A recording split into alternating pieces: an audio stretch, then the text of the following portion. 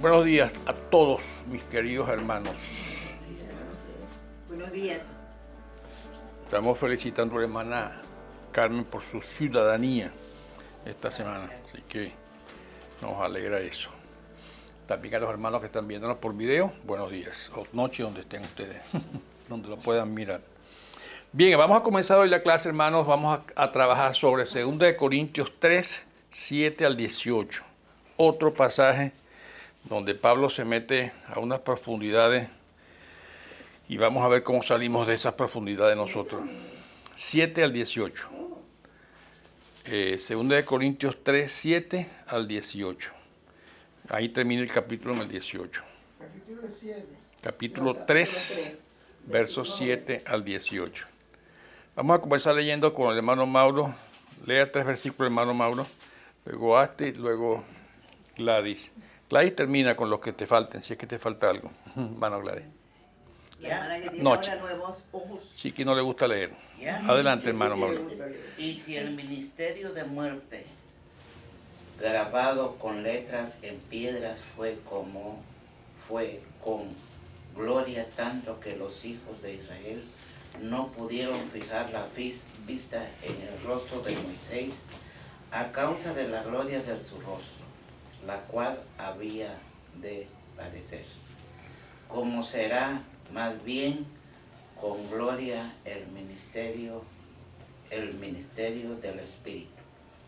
Porque si el ministerio de condenación fue con gloria, mucho más abundará en gloria el ministerio de justicia. 10. Amén. Asti. En efecto, lo que fue glorioso ya no lo es, si se le compara con esta excelsa gloria. Y si vino con gloria lo que ya se estaba extinguiendo, ¿cuánto mayor será la gloria de lo que permanece? Así que, como tenemos tal esperanza, actuamos con plena confianza. Termina, Gladys, por favor. ¿Hasta dónde está? Hasta el 18. Así que como tenemos 13. el 13, Ujú. no hacemos como Moisés, quien se ponía un velo sobre el rostro para que los israelitas no vieran el fin del resplandor que se iba extinguiendo. Sin embargo, la mente de ellos se embotó, de modo que hasta el día de hoy tienen puesto el mismo velo al leer el antiguo pacto. El velo no les ha sido quitado porque solo se quita en Cristo. Hasta el día de hoy, siempre que leen a Moisés, un velo les cubre el corazón. Pero cada vez que alguien se vuelve al Señor, el velo es quitado. Ahora bien, el Señor es el Espíritu, y donde está el Espíritu del Señor, ahí hay libertad. Así todos nosotros, que con el rostro descubierto reflejamos como en un espejo la gloria del Señor, somos transformados a su semejanza con más y más gloria para la acción del Señor, que es el Espíritu. Amén. Padre, gracias por la bendición de estar otra vez juntos acá en este sitio y también los hermanos que nos ven en el video. Gracias por la oportunidad que nos das de abrir tu palabra y escudriñar en ella, Señor, tu enseñanza. Padre, somos, como el mismo Pablo reconoce, incapaces de hacer estas cosas. Pero reconocemos que tu Espíritu está en nosotros y tu Espíritu ha prometido guiarnos a toda verdad. Y te pido que así sea, Señor. Gracias por darnos esta bendición de estar juntos. Y bendice a los hermanos que nos ven por el video, a los que no han llegado y a los presentes, Señor. Guíanos a toda esa verdad. Por tu Espíritu Santo lo pedimos. Te damos gracias también por la bendición de la hermana Carmen de haber logrado su ciudadanía, tan anhelada por tanto tiempo. Y te pedimos que sigas hablando a nuestros corazones, que a través de muchas señales nos das la evidencia de que somos guiados por ti. Gracias por este tiempo. En Cristo Jesús lo pedimos, Señor. Amén y amén. Bien, recuerden que la semana que viene comenzamos la clase con la hermana Patricia, que nos va a estar hablando sobre misiones. Y el papel que tienen Astrid y Gladys en la mano es para ver si podemos hacer una lista de las personas que vienen. Hoy, cuando yo haga el anuncio, Les voy a pedir que al final ustedes se anoten con ustedes dos, porque queremos saber quiénes van a estar. No para preparar un regalo, sino para convencer a los músicos que no toquen, que no den el puesto ese día. Ok, aquí estamos frente a un pasaje, como ya dije, bastante pesado en toda la enseñanza y profundo. Recuerden que la idea principal de este párrafo estamos buscándolo y seguimos con la idea de que Pablo, ¿qué es lo que está tratando de hacer en estos primeros capítulos? Recuerden qué es lo que está tratando de hacer. Él está defendiendo su apostolado. Está tratando de convencer a la gente porque una de las acusaciones que le hacían era que no creían que él era apóstol. Pero ahora Pablo se va a meter en el tema, ya habló de sus sufrimientos, ya habló de la obra del Espíritu Santo como pruebas de su apostolado, lo que estaba pasando entre los mismos corintios eran prueba de ese trabajo que el Espíritu Santo estaba haciendo. Pero ahora se va a meter en base al Antiguo Testamento y se va a meter con el llamado de Moisés a compararlo con su propio llamado, esa similitud que tiene con él y también, por supuesto, las diferencias de ellos. Ahora, recuerden una cosa, hermanos, Pablo está hablando palabras mayores.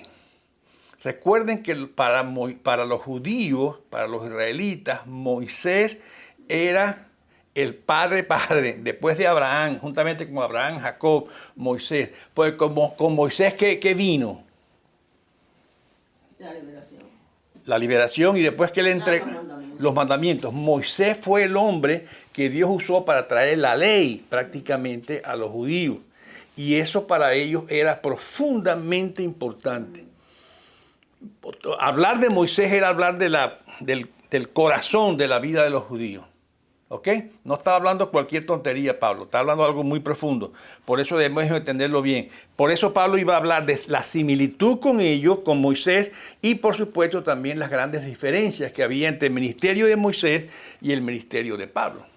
Va a haber coincidencias, pero va a haber también muchas diferencias. Por eso en ese primer versículo que leímos la semana pasada, el 6, él dice que aunque no los consideramos capaces, la capacidad viene de Dios para ser siervos de ese nuevo pacto. El antiguo pacto, el viejo pacto era el pacto hecho con Moisés y los judíos.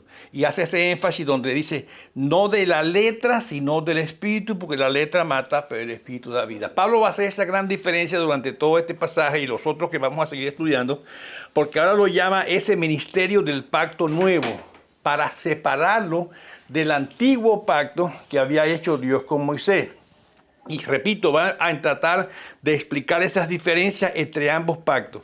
¿Dónde se encuentra ese pacto de Moisés? Allá en Éxodo 32, ¿verdad? Recuerden que allá en Éxodo 32, donde sucede todo ese proceso de 32, 33, 34, los capítulos, donde pasa todo ese suceso, donde Moisés sube al monte Sinaí, va a buscar las tablas y cuando vienen las tablas se encuentra con un paisaje muy bonito, ¿verdad? No se encuentra con el paisaje bonito, se encuentra con un problema gravísimo. En todos esos pasajes de esos 32, 33 y 34, encontramos todo ese encuentro de Dios con Moisés y todo lo que pasó en ese tiempo. Así que yo quiero que mantengan un dedo entre su Biblia en 2 de Corintios 3, pero también un dedo de la Biblia en Éxodo 32, 33 y 34, para que veamos las dos cosas. Recuerden, cuando Moisés llegó, y no voy a leer estos 3 capítulos porque pasaríamos el día aquí leyéndolo, cuando Moisés llegó de recibir las tablas, lo que encontró fue un pueblo adorando a un ídolo que habían hecho, a un becerro de oro. Y no solamente adorándolo, sino que la expresión era, este fue el Dios que los sacó a ustedes de Egipto. Imagínense qué tremenda... Qué disparate tan grande, ¿verdad? O qué fuerte para Moisés y para Dios. Eso fue lo que pasó. Ahora, Moisés cuando venía bajando y se encontró con aquello, le dio tanta indignación con lo que veía, que ¿qué hizo? Tiró las tablas, que estaban nuevecitas, recién hechas por Dios mismo, y las rompió contra el suelo. Y para Pablo, ese pacto de Moisés, bueno, no para Pablo, para Dios básicamente, ese pacto de Moisés fue quebrantado desde ese mismo principio. Si tienen un dedo en Éxodo todavía, 32, pueden leer 7, 8 y 9, por favor. Éxodo 32, 7, 8 y 9. Entonces el Señor le dijo a Moisés, baja, porque ya se ha corrompido el pueblo que sacaste de Egipto. Demasiado pronto se han apartado del camino que les ordené seguir, pues no solo han fundido oro y se han hecho un ídolo en forma de becerro, sino que se han inclinado ante él, le han ofrecido sacrificios y han declarado: Israel, aquí tienes a tu Dios que te sacó de Egipto. ¿Qué cosa tan terrible esto? Qué fuerte. Este es el Dios que te sacó de Egipto. A pesar de lo que habían visto. Y lo que habían visto no fue cualquier cosa. Habían visto las plagas, habían visto la salida de Egipto, habían visto a los egipcios regalándoles, dándoles todo el oro y la riqueza, habían visto el mar rojo abrirse, y todo el proceso donde Dios acaba con el ejército. Adelante, hermano. Aarón también lo dejaron al mando de eso y se dejó. Aarón fue el que hizo el becerro. Exactamente. Aarón fue el que hizo el becerro. O sea, para que ustedes vean la calidad de corazón del pueblo de Israel. Y por eso Dios le dice, baja porque esta gente ya se abrió completamente en contra de mí. Era un pueblo terco. Dios quería estar con su presencia y lo hizo a través de grandísimos milagros, de grandísimos prodigios, pero el pueblo, a pesar de lo que había experimentado,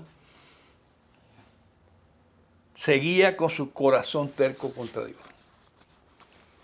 No era fácil ver aquello, ¿verdad? Y me imagino que, por supuesto, la indignación para Dios y para Moisés fue terrible. Y ese pueblo que había experimentado tanto, y la idea era que eso lo llevara a purificarse.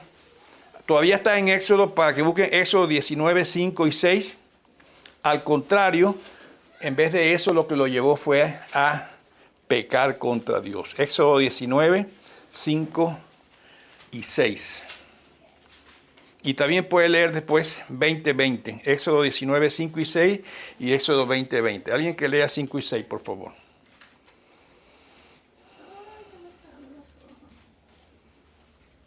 Éxodo 19, 5 y 6.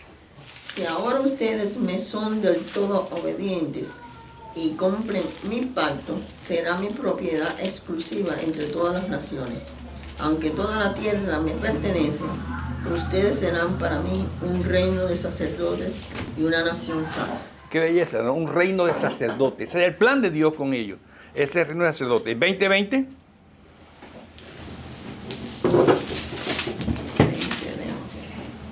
Estamos leyendo. No tengan miedo, le respondió Moisés. Dios ha venido a ponerlos a prueba para que sientan temor de él y no pequen. Todo esto era un propósito de Dios para atraer al pueblo hacia él. Sientan temor de él y no pequen. Estamos estudiando 2 Corintios 3, 7 al 18. Estamos viendo a ver cómo fue ese pacto de Dios con Moisés y cómo se rompió tan rápido. Y al no pasar esto, ¿qué era lo que quería Dios ahora hacer? Éxodo 32:10. ¿Alguien lo puede buscar? Éxodo 32:10. Bueno, más bien lea 10, 11, 12 y 13 para que vean el chiste completo. Digo, el chiste no, la historia completa. Éxodo 32, 11, 12, 13. 11, 12 y 13. Sí. Moisés intentó apaciguar al No, es Señor. desde 10, ¿no? Sí, 10, 11, 12 y 13. Oh, tú no temas, yo voy a descargar mi ira sobre ellos y los voy a destruir. Pero te daré para una gran nación. Pero de ti haré una gran nación. Ajá. Moisés intentó apaciguar al Señor, su Dios, y le suplicó: Señor, ¿por qué ha de encenderse tu ira contra este pueblo tuyo que sacaste de Egipto con gran poder y con mano poderosa? ¿Por qué dar pie a que los egipcios digan que nos sacaste de su país con la intención de matarnos en las montañas y borrarnos de la faz de la tierra? Calma, ya tu enojo. ¿Hasta ahí? ¿Hasta el 13? ¿Sí? No, Aplícate y no traigas sobre Aplácate. tu pueblo esa desgracia. Acuérdate de tus siervos Abraham, Isaac e Israel. Tú mismo le juraste que harías a sus descendientes tan numerosos como las estrellas del cielo. Tú les prometiste que a sus descendientes les darías toda esta tierra como su herencia eterna. Interesantísimo, ¿no? Cuando Dios ve esto, Dios se enfurece contra el pueblo. Y dice, Moisés, apártate que yo voy a borrar este pueblo. Se acabó con ellos. Y de ti voy a hacer una nación grande. No te preocupes, yo puedo hacer de ti una nación cuando yo quiera. Que Dios no juega con estas cosas, ¿verdad? Y es Moisés, y es interesante. Algunos dicen, ¿por qué Dios cambia por las ruegos de Moisés? Miren, está hablando el Dios Todopoderoso con el chiquito de Moisés. Así que no podemos tratar de exprimir mucho este pasaje diciendo que Dios cambia y que Dios se arrepiente de las cosas o que Dios... Eso, exactamente lo que iba a decir. Está hablando entre Dios, el Dios del universo y un mortal insignificante como Moisés. Y están tratando, Moisés prácticamente se entromete entre Dios y el pueblo para impedir aquel desastre que Dios quería hacer, ¿verdad? Por supuesto quería hacerlo, ya sabemos por qué. Dios preserva, responde positivamente a Moisés y preserva a ese pueblo con ese compromiso. 33:19, ahora alguien que lea, por favor, eso 33:19. Preserva a ese pueblo, preserva ese compromiso. Antes de leer 33:19, lean 33, 3 al 5 y después leen el 19. Les dije que iban a trabajar en Éxodo, por eso no debían cerrarlo. Éxodo 33, 3, 4 y 5 y luego el 19. 3, 4 y 5. Sí, primero. Ve a la tierra donde abundan la leche y la miel. Ya no los acompañaré porque ustedes son un pueblo terco y podría yo destruirlos en el camino. Cuando los israelitas oyeron estas palabras tan demoledoras, comenzaron a llorar y nadie volvió a ponerse sus adornos. Pues el Señor le había dicho a Moisés, diles a los israelitas que son un pueblo terco. Si aún por un momento tuvieran que acompañarlos, podría destruirlos. Lea el 19 también, Ati, por favor. 3:19, 33:19. Y el Señor le respondió, voy a darte pruebas de mi bondad y te daré a conocer mi nombre. Y verás que tengo clemencia de quien quiero tenerla y soy compasivo con quien quiero serlo. Después de todo esto, Dios tiene compasión del pueblo. Pero la relación cambia drásticamente. Ahora cuando Dios le dice, ya no puedo ir con ustedes, ¿por qué no puede ir con ellos? Son tercos, pero ¿qué pasaría si Dios va con ellos? Lo destruiré. Lo destruye. Ahora la relación no iba a ser así, no iba a ser como antes. Si sencillamente el acercarse de Dios al pueblo era destruir el pueblo, porque Dios no va a tolerar esas cosas. Y ahora va a tratar a través de Moisés.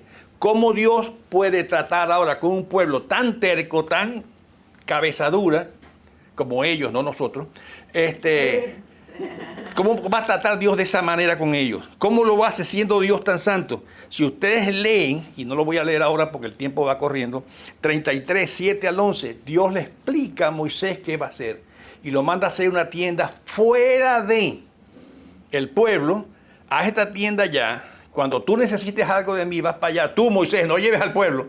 Porque si llevas al pueblo, lo voy a borrar del mapa. Entonces el pecado del pueblo creó una distancia entre ellos y Dios. Creó una separación completa. Y la reacción de Dios, y si yo voy a ustedes ahora, no va a ser por misericordioso. Los voy a destruir a todos. Dios estaba realmente enojado con el pueblo. Porque Pero Dios... también estaba teniendo misericordia. Correcto. Por decirlo y darle esa... Y ahí está la gran... princesa al mar. Y ahí está la gran hermosura de Dios y del Evangelio. ¿Cómo trata Dios con nosotros, que no somos menos tercos y duros que los israelitas, ni menos pecadores? ¿Cómo trata? ¿Cómo trata? Y el pastor lo dice cada rato en sus mensajes. Dios ideó un plan, ¿verdad? Y aquí está el primer plan. El primer plan es este: una tienda afuera, hazte una tiendita allá, Allá voy a estar yo, y si tú necesitas algo que te lo digan a ti, tú me lo vienes a decir a mí. Ese era el papel sacerdotal de Moisés. Traer las cosas del pueblo y presentárselas a Dios. Ahora, con aquel peligro también, que lo hemos hablado en otras ocasiones, que si Dios no lo recibía bien, sencillamente lo borraba. Entonces, Moisés se acerca a Dios de esa manera, y ahí es donde comienza a vislumbrarse el famoso remanente fiel de Israel. Había un grupo pequeño entre ellos, Dios los va a seguir acompañando, y lo pueden, ya les dije, 32, 33, 34 de Éxodo, narra todo ese proceso. Dios los acompaña, Dios va a restaurar luego el pacto. Recuerden, Dios después de eso, en el 34, del 1 al 10, tampoco podemos leerlo todo hoy, Dios restaura el pacto, 34, 1 al 10. ¿Qué es lo que hace Dios ahí? Dice Moisés, vuelve tú, hazte 2 tablas otra vez, vuelve por donde estoy yo en el monte Sinaí, y yo te las voy a reescribir otra vez. Rompiste las tablas, Moisés, rompiste las tablas. Sí, lo hizo otra vez. Claro, 34, 1 al 10. Pueden leerlo con calma en su casa. 2 veces rompió la tabla. No. La rompió una sola vez. Una vez y después 2 veces la hicieron. Dios 2 veces escribió la tabla. Parece que volvió a sacar punta lápiz y volvió al pacto. Ahora, ese pacto se restablece, pero ahora en un contexto completamente distinto al que había hecho el primer pacto, el primer encuentro, ¿verdad? Ya no más era un pueblo de sacerdotes. Ya no más podían ellos ir delante de Dios. Ahora era a través de Moisés. Ahora son un pueblo idólatra. Y Moisés, cuando baja de ese segundo encuentro con Dios, dice que traía la cara tan iluminada de ese encuentro con Dios que la gente le temía. Lo primero que hace el pecado, cuando realmente enfrentamos nosotros nuestro pecado, es darnos temor ante Dios. ¿Por qué? Porque Dios es un Dios 3 veces santo que no tolera el pecado. Por eso dice que el principio de la sabiduría es el temor a Jehová, porque tenemos que reconocer que delante de Dios somos menos que polvo, y Dios con un soplido no puede borrar. Y uno de los problemas de hoy en día es que no hay temor de Dios, porque no hay reconocimiento de pecado. No creemos y jugamos con el pecado. Nosotros, estoy hablando ya no del pueblo de afuera, estoy nosotros. Por eso ya el pueblo no era más un pueblo de sacerdote, era un pueblo idólatra. Ahora viene Moisés con ese rostro resplandeciente, y la gente le teme porque dice, esto puede acabar con nosotros también. Y Moisés tiene que usar un velo, dice, porque por supuesto se va diluyendo aquel resplandor, ¿verdad? Pero Dios está con ellos ahora a través de Moisés, y destruirlo de esa manera que él recordó. Por eso ese velo es ese acto de misericordia de Dios. Como decía mi hermana Gladys o Tere, no sé quién fue la que lo dijo, Dios muestra su misericordia en todo esto. Y ahí está lo hermoso de Dios y lo hermoso del Evangelio para este tiempo ahora. No vamos a llegar más tarde a eso. Pero Dios los protege. Dios no los deja verse con Él porque sería destruirlo.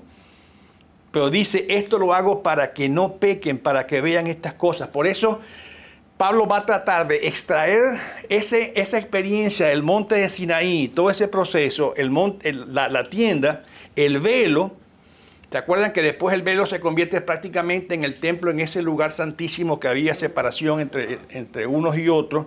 Y lo va a retrotraer, esa pérdida que tuvieron, a ese proceso ahora con Cristo. Y es lo que está haciendo Pablo, comparando estos 2 ministerios, lo parecido y lo diferente entre el ministerio de él y el ministerio de Moisés. Ahora recuerden, Israel de ahí en adelante, podemos decir que no volvió a levantar cabeza casi. Nunca. ¿Verdad? ¿Por qué? Porque se dividió, hasta la tierra prometida la perdieron. Se dividieron, se separaron, había 2 reinos, vino el gran exilio. Y por eso Pablo ahora en 2 Corintios, que estamos estudiando, Lo conquistaron los babilónicos. hubo desastre. Por su misma culpa. Ese antiguo pacto, prácticamente Pablo está diciendo, es un antiguo que traía la muerte. ¿Por qué? Porque la ley te lleva a chocar con tu incapacidad, y la mía, por cierto, de obedecer a Dios. No podemos por la ley obedecer a Dios. Y usando este argumento, Pablo hace toda esa interpretación de Éxodo, de ese capítulo de Éxodo 32, 33, 34, y hace una aplicación en esta lectura que estamos teniendo ahora de cómo eso nos llevó a esto. Ahora, Moisés, Pablo lo dice, tiene un ministerio de muerte, pero a la vez un ministerio glorioso. Dice que en ese ministerio de Moisés también había gloria. La ley estaba grabada en piedra, por eso habla de la letra, y la letra mata. ¿Por qué? No porque la ley era mala, sino porque no estaba acompañada del Espíritu. ¿No estaba acompañada de qué? Del Espíritu de Dios. Ah. Es una ley grabada en piedra. Y también ahora Pablo habla de su ministerio como de gloria. El pueblo vio esa gloria de Dios, todo lo que él hizo en Moisés y todo esto, por periodos pequeños, ¿verdad? Y eso, por supuesto que presentó a Moisés o lo calificó como ese ministro de Dios, aún con su rostro iluminado, pero por el resto de los milagros que hizo. Pero el pueblo siguió siendo idólatra. Recuerden que el pueblo de Israel, a pesar de lo que venía viendo, a pesar de eso, seguía cometiendo y tropezando el mismo pie con la misma piedra cada rato.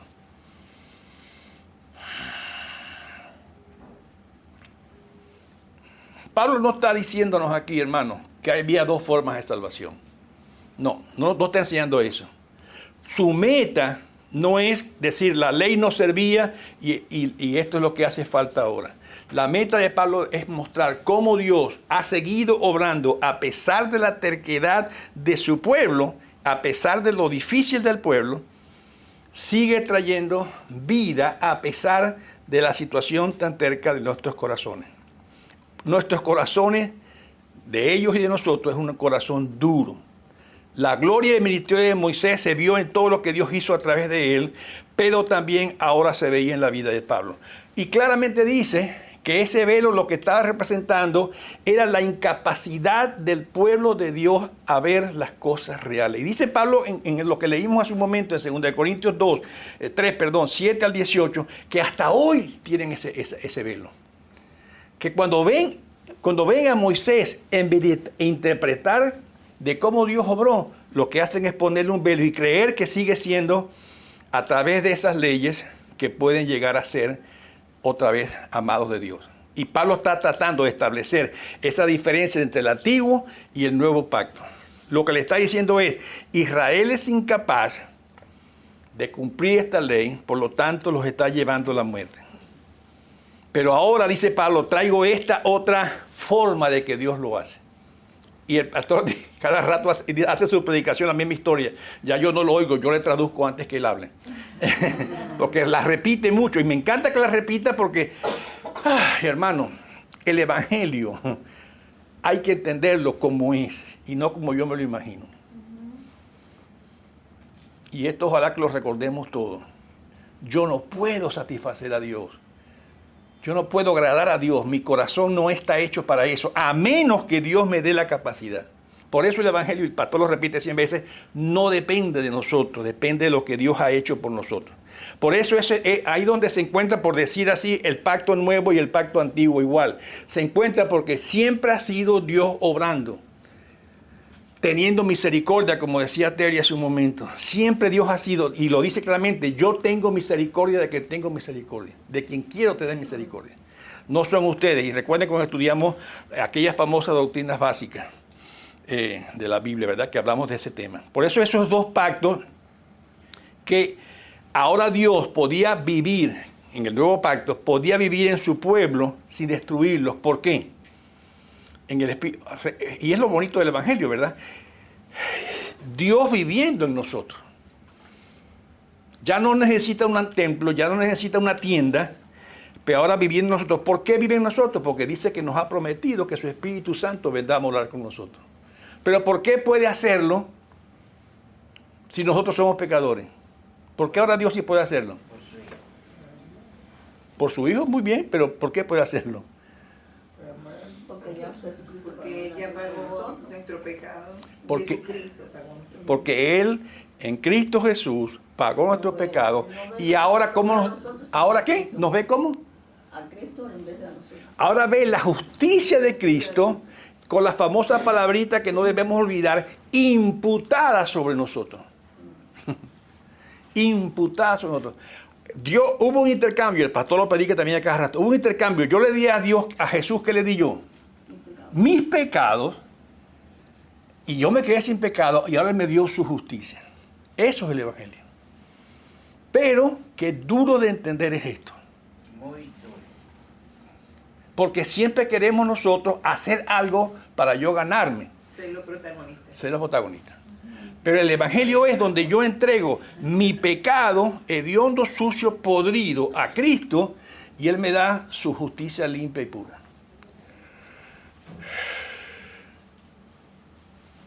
Y hago un silencio para que podamos asimilar poquito a poquito esto esta mente. Ahora Dios sí puede vivir.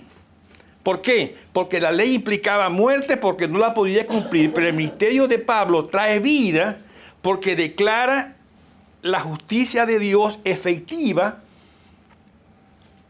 no a quien cumple el pacto, sino a quien tiene fe en la obra de Jesucristo. Ahora, como dice Hebreos 11, la fe de Abraham le fue contada Por justicia. por justicia, perfectamente. Si la justicia ya no es hacer lo justo, ahora la justicia es tener fe. Porque cuando yo puedo hacer lo justo, si con una cosita que viole, ya rompí todo, jamás. Pero ahora la fe me es contada por justicia, y ese es otra vez lo hermoso del Evangelio. Que ya no es mi justicia yo aplicándola, sino mi fe en lo que Dios hizo por el poder del Espíritu Santo, aplicando su justicia de mí. Como decía Gladys hace un ratico, ya no me ve Cristo, Dios a mí, que me quemaría en una milésima de segundo, sino ahora ve a Cristo y dice, oh, wow, mira Jaime qué bien luce. Pero aquí están viendo a Cristo. Y su justicia, tu justicia limpia para mí. Por eso Pablo hace esas dos comparaciones, y lo hace en ese pasaje muy claramente, que hace lo paralelo. Ahora, no era que, y cuando Hebreos 11, y por eso lo cité, es para que veamos que la misma fe de Abraham, y le fue contada por justicia a todos esos grandes héroes, es la misma fe nuestra. La fe, No fue... la fe nos trae esa justicia del sacrificio de Jesús. Otra vez, yo le doy a Dios, a Jesús, mis pecados. Él muere por ellos en la cruz y Él me da su justicia perfecta. Ahora Dios puede mirarme. Ahora puede haber vida. La justicia de Dios, ahora, ¿qué puede producir en mí? Transformación. Por eso dice que nos hacen nuevas criaturas. Nuevas criaturas. Y la transformación, y esto es también muy, muy claro para que tengamos que entenderlo, la transformación es evidencia de mi vida. Por eso, dice en muchas partes, por su fruto lo vas a conocer. Porque un cristiano que no ha sido transformado, hay que dudar un poco, hay que poner un poco. Yo mismo, no tengo por qué yo evaluar a los otros. Yo mismo, si no hay transformación en mi vida, tengo que evaluarme. Porque esa evidencia de vida, esa evidencia de justicia de Cristo, es la confianza que yo puedo tener ahora en este nuevo pacto. Por eso el Evangelio es tan completo, tan hermoso, tan perfecto para nosotros. Y repito, por eso es que tenemos que entender el Evangelio como es. Porque cualquier otra cosa nos pondría a nosotros al frente y a Dios detrás. Y precisamente eso es lo que Dios más detesta. Ahora tenemos una esperanza, dice Pablo, en esos versos 11, 12 y 13. Tenemos esta esperanza a través de su vida y de su mensaje. Y dice aún que somos reflejos de la gloria de Dios. Así como Moisés reflejaba en su rostro esa gloria de Dios, dice que ahora somos reflejos para el mundo. Y por supuesto que en el versículo 12 del capítulo 3 dice, así que como tenemos la esperanza, actuamos en plena confianza. Ahora podemos estar confiados y seguros de que estas cosas se han dado por la fe que ponemos en Cristo Jesús. Y los cambios, la transformación en nuestra vida son una evidencia de eso que ha estado pasando. Ahora recuerden, Israel hoy sigue siendo duro. a pesar del ministerio, a pesar de todas estas cosas, los judíos siguen siendo duros, siguen siendo ciegos, así como lo fue en la antigüedad. Por eso Pablo lo dice ahí en el 14 en adelante. Sin embargo, la mente de ellos se embotó, de modo que hasta el día de hoy tienen puesto el velo a leer el antiguo pacto. El velo no les ha sido quitado porque solo se quita en Cristo. Y mientras los israelitas no consideran a Cristo como el Mesías, ese velo les va a seguir. Sin embargo, él dice, cada vez que alguien se vuelva al Señor, el velo le es quitado. Qué bonito, ¿verdad? Nos deja pensando en muchas cosas esa última frase. El velo le es quitado.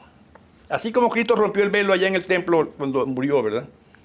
Pero el rechazo a Cristo, ese velo sigue entre los israelitas y dice claramente, solo puede ser quitado por Cristo. En otras palabras, hermano, la terquedad del pueblo de Israel no lo deja ver a Cristo. Israel no quiere ver a Cristo. Y por supuesto, su dureza es espiritual, igual que la nuestra, por cierto. Su terquedad es espiritual. Su terquedad es sencillamente no queremos conocer a Dios. ¿Alguien puede leer en Deuteronomio 29:4, por favor?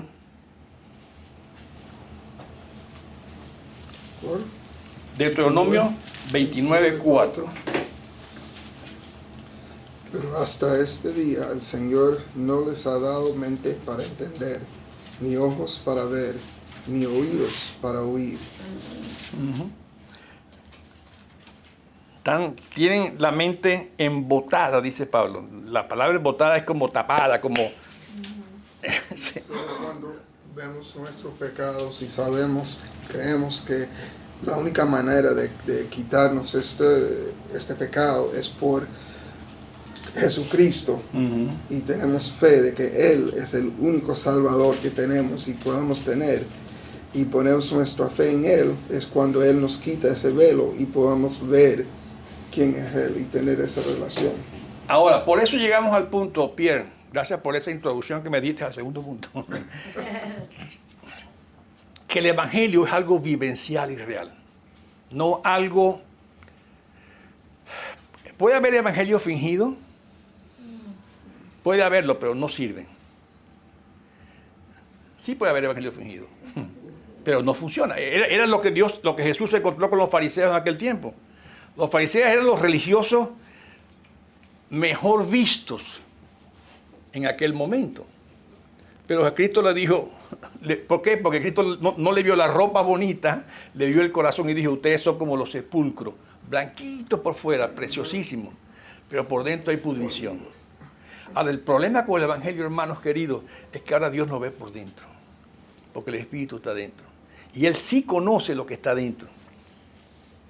Y conoce lo que yo pienso, lo que yo hablo, lo que yo hago, cuando no estoy enfrente de este grupo tan bonito. Y ahí es donde el Evangelio debe golpear. Por eso el Evangelio no es cuestión... Voy a decir otra cosa. Por eso el Evangelio es cuestión de vivirlo. Y saber que yo tengo el Espíritu de Dios. Y a pesar que estoy luchando con muchas cosas, sigo transformándose. Porque Dios está trabajando en mí. Ahora, Dios está hablando de esa manera. Y dice Pablo, pero nos da confianza. Por supuesto que todos los días podemos quejarnos de lo malo que somos. Pero todos los días, y el pastor lo predica, todos los días, ¿a dónde debemos ir? A la cruz. Tú le has oído estos mensajes al pastor, ¿verdad? Algunos. Dios nos manda a ir a la cruz. No nos manda a ir al terapista. No nos manda a leer un libro de autosuperación. No nos manda a leer un libro de superación personal, no sé cómo llamarlo, no sé cuántos libros hay. Nos manda a ir a la cruz, porque en la cruz nos encontramos con el pecado, lo tenemos que poner ahí y tomar otra vez la justicia de Cristo. Y la cruz es la gran diferencia para nosotros. Por eso, en muchos lugares está dando hoy más importancia a técnicas de superación personal, a técnicas de autoestima, a técnicas y no a la Escritura. Y es terrible eso.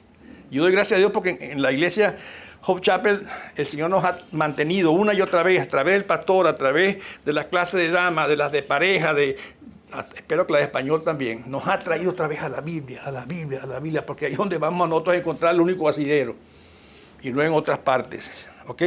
No podemos estar siguiendo como ciegos. Busque a alguien 2 de Pedro 3, 14, 15 y 16, para que vean una situación ahí. No sé cuántos saben que Pedro tenía la primera y la segunda. Pero 2 de Pedro 3, 14, 15 y 16, para que vean cómo Pedro veía a Pablo. Por eso, queridos hermanos, mientras esperan estos acontecimientos, esfuércense para que Dios los halle sin mancha y sin defecto y en paz con Él. Tengan presente que la paciencia de nuestro Señor significa salvación, tal como les escribió también nuestro querido hermano Pablo, con la sabiduría que Dios le dio. Y 16. 16. En todas sus cartas se refiere a estos mismos temas. Hay en ellas algunos puntos difíciles de entender, que los ignorantes e inconstantes tergiversan, como lo hacen también con las demás escrituras para su propia perdición. Qué interesante que Pedro dice, hay algunas cosas ahí difíciles de entender. Yo creo que ni Pedro las entendía mucho. Porque entender esta cosa es una escalera para poder descubrir las otras cosas. Y yo lo digo con mucha franqueza. La doctrina reformada que yo aprendí a través de la iglesia presbiteriana me ayudó a entender el resto del mundo. Nos está ayudando a entender. Porque a menos que entendamos esta cosa, vamos a decir a Dios, pero tú eres injusto, salvaste a uno y no a otro. Señor, ¿cómo que me predestinaste antes de la fundación del mundo y a este lo castigaste antes de la fundación del mundo? Si yo no había hecho nada malo y aquel sí hizo... Y caemos en unas preguntas que nos enrollan en unas discusiones. Por eso Pedro dice, estas cosas son difíciles de entender, y esto no lo entiende cualquiera. Pero yo puedo decir hoy que la doctrina reformada que yo aprendí a través de nuestra iglesia presbiteriana, tanto en Venezuela, que pertenecía a una, como en los Estados Unidos, por supuesto en los Estados Unidos se me ampliaron más, me han dado la base para entender el mundo. Esta liberación de Cristo que se ha obtenido. Ahora recordemos una cosa, que es la otra cosa que nos enfrentamos. A que lo recibimos, pero no ha sido completado. Y lo hemos predicado aquí, lo hemos enseñado aquí varias veces y el pastor lo ha predicado muchas veces desde el púlpito. Lo que hoy es, pero todavía no. ¿Recuerdan esa frase que él usa? Lo usa en inglés, yo se la traduzco en español a lo que puedo. Hoy es, pero todavía no ha terminado. La Biblia dice que prácticamente el reino de Dios llegó a este mundo con Cristo, pero no llegó completo, no se completó. Todavía vivimos en un mundo difícil. Todavía es más, vivimos en un mundo de pecado, un mundo caído, donde prácticamente aquel que sigue a Cristo va a encontrar, dice la Biblia, si me siguen van a encontrar ¿qué? Persecución, dice la Biblia. Vivimos, aunque somos hechos, 2 Corintios 5:17, nuevas criaturas, vivimos todavía en este mundo que es malo. Gálatas 1:14, si lo quieren ver mejor, ¿verdad? Por decir así, estamos entre dos grandes eventos históricos. Estamos entre la primera venida de Cristo, su ministerio, su muerte y su resurrección y su ascensión. Pero estamos esperando el segundo evento, que es el que va a terminar todo el proceso. No que no se inauguró o no que no está completo, sino que no ha terminado el proceso. Y esto tenemos que entenderlo, porque todavía vivimos en este mundo donde usted sufre en su casa, en su trabajo, por sus vecinos, por el gobierno, por los impuestos. No, mejor no hablemos de impuestos. Sufrimos por muchas otras cosas. Sufrimos injusticia.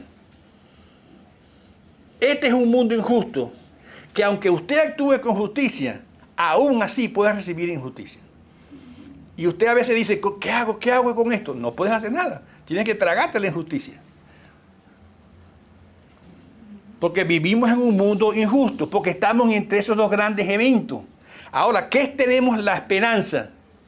en la restauración final, en el final de los tiempos. Por eso nosotros no descansamos en lo que algún presidente o algún partido puede hacer, descansamos en lo que Dios está haciendo, porque Dios se ha comprometido a estar con nosotros todos los días hasta el fin del mundo, pero no ha dicho que el mundo no va a llegar a su fin. Todo tiene un principio y tiene un fin. Sabemos que sin Cristo no hay redención. Hay un remanente fiel que se mantiene ante Dios para hacer las cosas. Y los gentiles estamos siendo transformados. Lo que tenemos que ser muy claros es que en este proceso entre el primer gran evento de la venida, ministerio, muerte, resurrección de Cristo y su ascensión a los cielos, y el segundo gran evento, que es su gran venida, ya no como el niño en el pesebre, sino ya no como el juez, en ese tiempo Dios sigue tan serio con el pecado como siguió con Israel. Y si no perdonó a Israel, tampoco nos perdonará a nosotros. A menos que entremos por el camino del proceso que ya hemos hablado, ¿verdad? Por eso el Evangelio no se puede, no es cuestión de los labios para afuera. Es una existencia real de vida con Cristo Jesús. Por eso, día a día, la palabra y el Señor nos llaman a nosotros a arrepentirnos. Porque vivimos en este mundo de maldad y no escapamos. Su trabajo no va a mejorar, lo siento, Pierre. Su trabajo no va a mejorar porque vivimos en un mundo caído. Por eso Pierre quiere retirarse. Todavía no le toca. Tenemos quizás que sufrir, sí. Ahora recuerden, Cristo lo prometió, si me van a seguir, van a sufrir persecución. Dios no nos dijo, si me van a seguir, eso va a ser un jardín de rosas, denle para adelante, que no, ni espinas va a haber. No, Él dijo, van a sufrir persecución. Y la iglesia hoy lo que es como un puesto de avanzada en ese reino de Dios, que es lo que va a venir. Por eso dice que nosotros reflejamos, lo leímos aquí, nosotros ahora somos el reflejo de Dios. Sí es cierto, dice Pablo, como un espejo, quizás no muy clarito. Pero somos el reflejo de Dios en un mundo caído. Eso es lo que Dios quiere de nosotros. Porque Dios es justo, Dios es bueno. Cristo demostró que Dios es justo y es bueno. Por eso nos eligió, nos perdonó, nos liberó, nos redimió, nos transformó, nos santifica. Y Él nos va a restaurar hasta el último día que Cristo venga. Para eso, ¿qué nos dio como garantía? El Espíritu Santo, casi nada. Dijo, voy a vivir con ustedes, voy a vivir en ustedes. No porque yo me lo merezco, sino porque es mi privilegio hacerlo, es mi deseo hacerlo. Soy misericordioso con el que tengo misericordia. Ahora, ¿qué nos queda a nosotros ante eso? ¿Pelear con Dios o rendirnos ante Él y decirle, Señor, así es? Tú lo has dicho. Si peleo con Dios, me voy a dar patadas contra el aguijón. Y voy a perder. Dios nunca pierde una batalla. Ahora, a esto lo encontramos aquí en la Biblia, y el Señor y Pablo nos anima, tanto en el Antiguo y Nuevo Testamento, a apoyarnos en esta palabra, no en ninguna otra cosa. Hermano, eso es la gracia de Dios. Doy gracias a Dios por nuestra iglesia Hope Chapel, que tiene esos énfasis. No es una iglesia perfecta. Es más, hay mejores que esta en algunos lugares de Miami. Pero aquí, tanto el pastor, los ancianos y los que hacemos algo aquí, estamos comprometidos a seguir diciendo las verdades. Y el que no lo quiera, que se vaya. No porque queremos a nadie que se pierda, sino porque si nos salimos de estas verdades, se nos vuelve esto un pan, un arroz con mango, como dicen algunos venezolanos, ¿verdad? Y Dios nos dé la gracia a nosotros de ver estas cosas y agarrarnos, no a la iglesia, no al pastor, sino agarrarnos al Señor. Porque al fin y al cabo, entre el primer evento y el segundo, este es un tiempo donde vamos a estar viendo la gloria de Dios, pero a la vez las maldades del mundo. Pero el Señor dice que tenemos esperanza en medio de esto. Amén. ¿Preguntas, quejas? Díganme algo aunque sea. Tiene que quejarse, Pierre. Sí, tengo que quejarme porque siempre llego tarde. Lo siento, perdóname. Quería hacer una pregunta. Que cuando Moisés bajó y vio a esa gente adorando el becerro, sí hubo destrucción de ciertas personas, de las personas que habían sido los que habían estimulado a Aarón a hacer el... Y las hubo después, y después hubo sus sucesivas destrucciones. Dios destruyó Sí, pero Dios quería llevarse al pueblo Pero entero. él quería llevarse a todo el pueblo, pero sí los que causaron la rebeldía fueron destruidos y fueron muertos. Ujú, ujú. Nada más que dejó a los que no habían. A los que no habían participado. Pero su deseo, y si Moisés no se mete en medio, no queda nada de aquello. Queda Moisés solito. Yeah. Wow. Y así estamos, hermanos. Dios nos juega con estas cosas. Amén. Hermana Gladys nos despide en oración. Si se le pasa la tos. Es que el aire. El aire está fuerte. Vamos a orar. Te da ahí.